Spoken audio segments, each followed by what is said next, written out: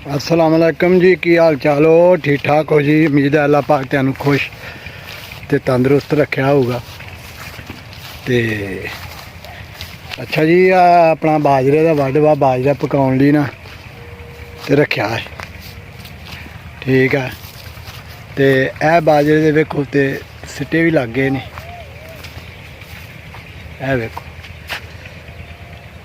ये बाजरा जड़ा बीज वाला वा, यानी कि ये उत्तों सिट्टे वड्डे जाणगे पका के ते मुड़ के पट्ठियां दे तौर ते इस्तेमाल होगा, ठीक है। माशाल्लाह वेखो कद काट भी इहदा बेहतरीन और बहुत वड्डा वेखो। ते ए वेखो जी, इनू माशाल्लाह सिट्टे भी लगे ने ते चंगे तगड़े तगड़े कम दा कम ही फुट दे 1.5 फुट दे सिट्टे ने। है वेखो ते दाना भी माशाल्लाह भैन वाला बेहतरीन दाना, ये मोटा मोटा दाना होंदा। ये बाजरे की कोई हाईब्रिड की कोई नवी किस्म आ, ठीक आ। ते वेखो माशाल्लाह टांडा भी ठीक आ और इन्हें रहना भी हरिया भरिया बिल्कुल। है वेखो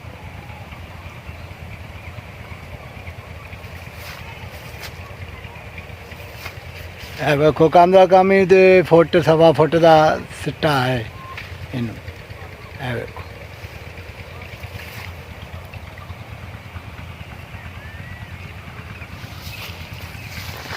ठीक है। ये जी सिर्फ बिजली स्पैशल बीजा ते बाद दे विच ये अभी चलो मुड़ के डंगरां दे काम आ जाऊगा। है वेखो सिट्टे माशाल्लाह फुल भरिया पिया सिट्टिया ना। है वेखो ते सारा ही बीज वाला वा, सारा ही बीज वाला वा, कोई ये वड्ढण वाला कोई चक्कर नहीं गा हैगा, सिर्फ ये बिजली रखा। बाकी थोड़ा बहुत माड़ा मोटा इधर बीजा जरा वड्ढ वड्ढन लिया।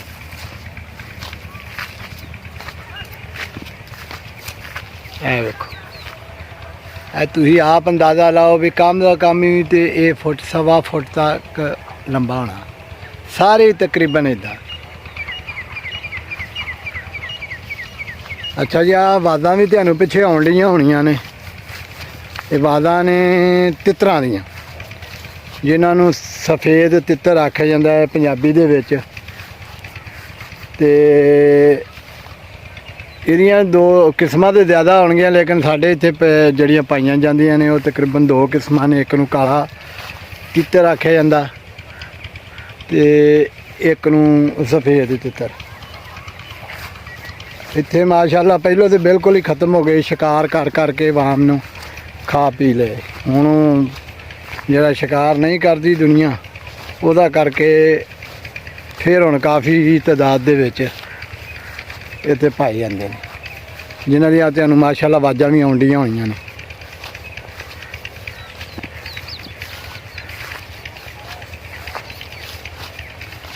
है अजे छोटे ने।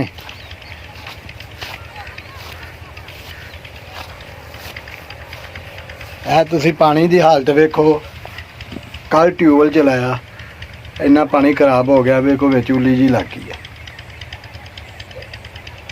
यह ट्यूबवैल है और मगर फीटर है। तो चोरी डकैतियां का बड़ा चक्कर चलता, वह करके सेफ्टी लिए ये उत्ते ना डरबा जहा बना के तो उन्हें ताला ला के रखा ताकि चोरी तो भी बच सके। बाकी कणक ली जमीन जमून तैयार कर रहे हैं। है वेखो भाई, है वेखो आवाज़ तेन आउंदी है, तितरां दी आवाज़ आ जी। इत्थे माशाल्लाह बहुत पाए जाते हैं, सिर्फ शिकार ना होने की वजह ना। जे शिकार करते तो बस इदा ही किते नायाब ही हो जाने असी।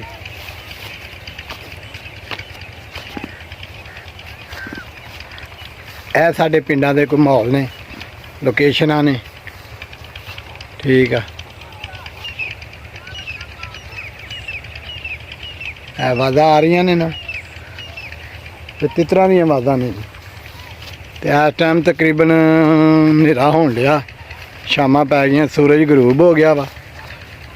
तो मैं आखा थोड़ा जिहा तुहानू नाले दस दियां ते नाले तुहानू थोड़े जी ਰਾਤ ਦਾ ਵੀ ਹਿਸਾਬ ਕਿਤਾਬ ਵੀ ਪਿੰਡਾਂ ਦੇ ਵਿੱਚ ਜ਼ਮੀਨਾਂ ਦੇ ਵਿੱਚ ਕੀ ਹਾਲਾਤ ਹੁੰਦੇ ਨੇ।